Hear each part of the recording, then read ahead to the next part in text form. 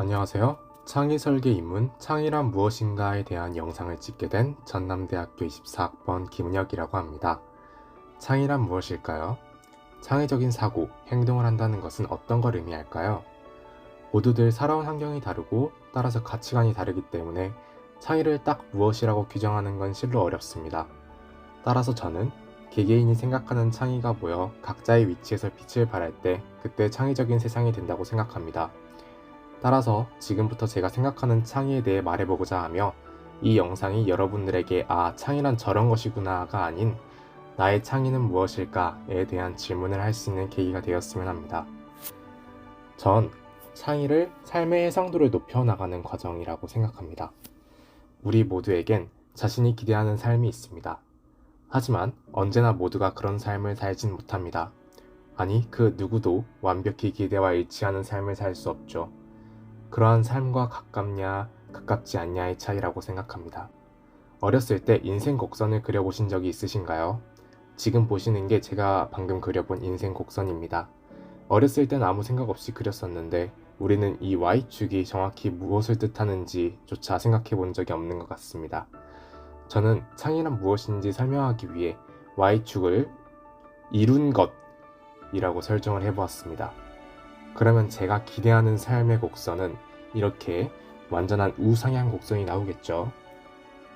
이러한 곡선은 인생의 과제를 또한 나타내기도 합니다. 우리는 살면서 이러한 과제들을 이루면서 살아가고 많은 것들을 이룰수록 삶의 이상실현에 점점 다가가게 됩니다.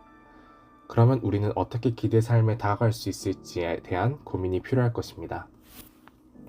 저는 이 직선을 적분한 값이 완전 이상실현 값이라고 규정하였고 t축을 일정한 간격으로 쪼개서 그 간격과 간격이 시작하는 점에서의 함수값을 각각 한 변으로 하는 직사각형들의 넓이의 합을 현실 이상실현 값이라고 규정하였습니다. 현실 이상실현 값을 완전 이상실현 값에 가깝게 하기 위한 방법은 t축 간격을 최대한 꼼꼼히 하는 것이겠죠. 현실 이상실현 값에서 이 간격의 수를 결정하는 함수를 ct라고 합시다. 간소화를 위해서 t에 대한 1차 함수로 나타낼 거고요. 여기에서 t의 기울기가 바로 창의 계수입니다. 창의 계수란 문제에 대해 얼마나 창의적으로 접근했는지에 대한 값이고 창의적 행동의 수에 비례한다고 볼 수 있겠습니다. 그리고 t는 주어진 일에 대해 얼마나 많은 시간을 쏟았냐에 대한 수이고요. 따라서 창의적인 접근으로 많은 시간을 투자할수록 완전 이상 실현값에 더더욱 가까워질 수 있다고 볼 수 있을 것입니다. 따라서 우리는 문제 해결에 있어서 창의적인 방식으로 많은 시간을 투자하는 것이 이상 실현을 위한 길이라는 것을 알 수 있었습니다. 그럼 창의적인 방식이란 무엇이 있을까요? 저는 대표적으로 질문하기 활동이 있다고 생각합니다. 우리는 때론 무언가를 배워도 이걸 왜 배우는지, 어떤 상황에 적용될 수 있으며 최종적으로는 이 배움을 통해 어떤 문제를 해결할 수 있는지 그런 역량을 길러야 하는지도 모르고 무작정 학습하려는 경향이 있습니다. 그저 그 상황에 처했기 때문에 일을 하는 것이죠. 하지만 그러한 방식은 당시 상황을 모면할 수는 있지만 그걸 기반으로 한 다양한 문제 해결에 도움이 되지는 않습니다. 따라서 우리는 우리의 행동, 마음가짐, 학습 대상, 길에 놓인 돌멩이에게도 지문을 던질 줄 알아야 됩니다. 이러한 지문을 통해 문제 해결의 방향성을 잡고 그러한 방향성대로 앞으로 해결할 문제들을 하나하나 연결해 나가는 것입니다.